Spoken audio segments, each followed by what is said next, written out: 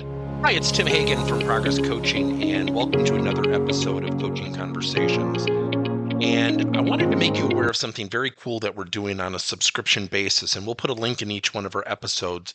But every Wednesday, we're going to be doing what we call an audio podcast workshop. That workshop will be roughly about 14 to maybe 20 minutes per episode, with each month having a theme from a coaching model, using feedback strategically, to coaching self-awareness, and so on. So if you could, look in the body or in the content description of each episode, and you will see a link where you can join this subscription. These are literally 4 workshops every month, teaching specific strategies to address a particular area of workplace coaching, as it relates, again, to things like awareness, motivation, teamwork, and what have you. Here's the cool thing. It's only $10 per month, and each month you will get a handout that we will follow along with. So we also give you a tool for you to take notes as we go through each episode. We hope you'll check it out. What if we turned our leadership development program upside down? What if we looked at developing our organizational leadership skills and capacity from the bottom up, not from the top down? Let me explain. In the United States alone, we spend hundreds of millions of dollars every single year on top-line management, middle management, down to frontline leadership to become better leaders. There is nothing wrong with that. Here's the challenge that we have. A major percentage of our people are typically individual contributors or employees. So typically, there's about a ratio of 1 to 7, maybe 1 to 10 leader to a number of employees that a leader would be managing. Now, with that being said, here is the funny thing. Every organization we've gone through and worked with, and every leader that we've talked to, bring up the same things that they go through when they're trying to lead their employees. Now, that does not mean they do a flawless job of leading their employees. What it means is there's an opportunity to look at this differently. Let me explain. Every company will say, well, have you ever worked in this industry? You know, our industry is really different. Every single industry, every single company from across industries bring up the same things. Feedback, attitude, motivation, teamwork. Here's the funny thing. Think about high school, think about college. You entered this thing called the workforce, the workplace, after high school and college, maybe 8 to 10 years, or if you're right out of high school, 4 years, and you are thrust into this submissive position, for lack of a better description. You're now in front of someone called a boss. As corny and as theatrical as this sounds, think about that. What classes did you specifically take that taught you how to seek and accept feedback? What classes did anyone take that taught people how to own their attitude in the workplace? How many classes have people taken in high school or college about how you need to find and cultivate your motivation? They don't exist. So what happens is we get these people, they go through onboarding, they're assigned a manager, they've got a job, and the boss-employee, the boss-subordinate relationship starts. And then years go by and there's some attrition and people leave the organization and then people move up and they've been there a while, and now tenure, so-called experience, becomes the apparatus. It becomes the apparatus for promotions. One of the most fundamental examples is a really good salesperson. What they typically do is they promote that person, and all of a sudden they're managing salespeople, a tough demographic.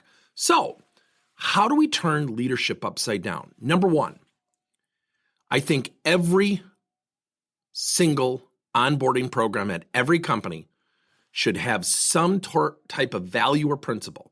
Now, we have our corporate values and principles, yet I think we need to embed employee values and principles. How to seek and accept feedback. Your role in feedback is to not agree or disagree with it. It's to embrace it, at least from a minimal perception standpoint, to do something about it so you can alter that perception.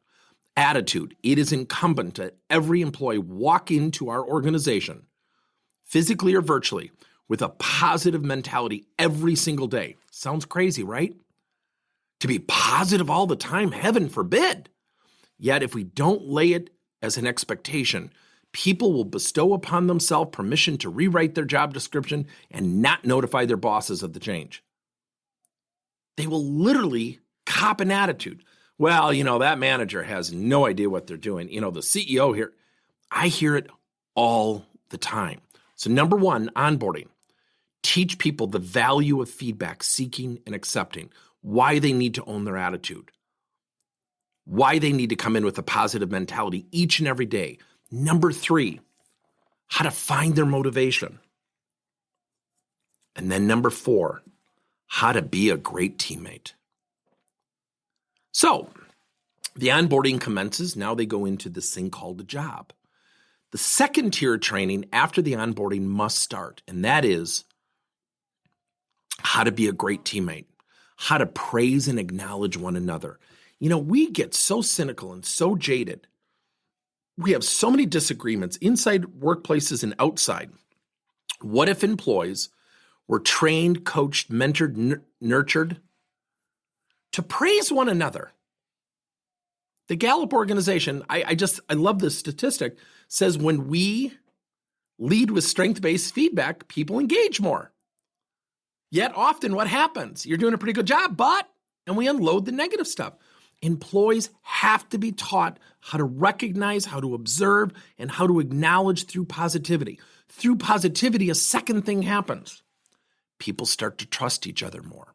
Where there's trust, down the road, there's acceptance of potential future leadership. Plus, by learning how to acknowledge and praise other people, you've learned the most valuable lesson as a future leader. Positivity will always outweigh negativity. Always.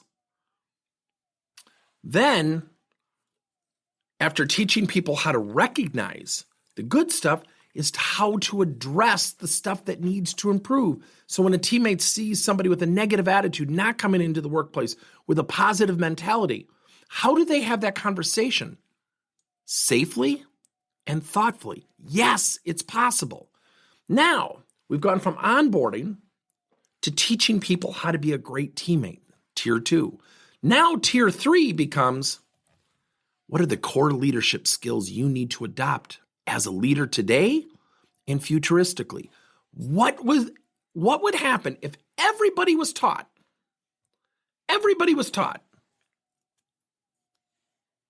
how to be a great leader? Why leadership is tough. 1, acceptance of leadership would go up. 2, trust would go up. It puts people in a position to have an experience that they really typically complain about because they don't have a foundation for it. So number 1, onboarding. Number 2, how to be a great teammate. Number 3, starting to learn some of the core leadership skills, such as conversational skills, how to provide feedback, how to invest in others, how to praise even upper level management,